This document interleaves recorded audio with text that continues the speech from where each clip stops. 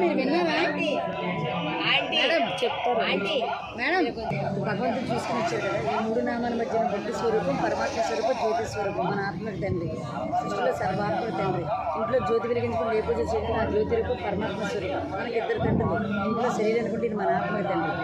అయితే ఇప్పుడు మన శరీరం మన ఆత్మ ఎక్కడ ఉందో చూడండి. ఆత్మ ఉంటేనే బాడీ, ఆత్మ dead body just like it. కాబట్టి ఆత్మీయ శరీరం ధరించి పుణ్య పాపకర్మలు చేస్తున్నాం కదా.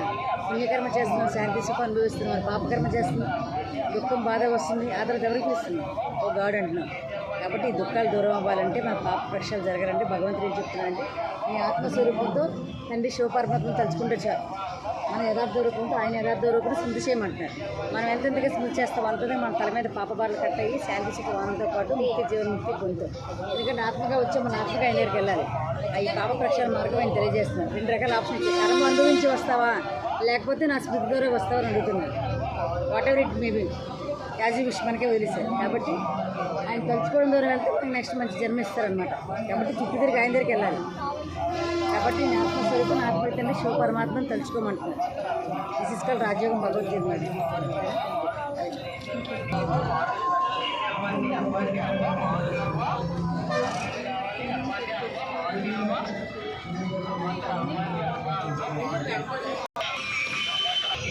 మార్చు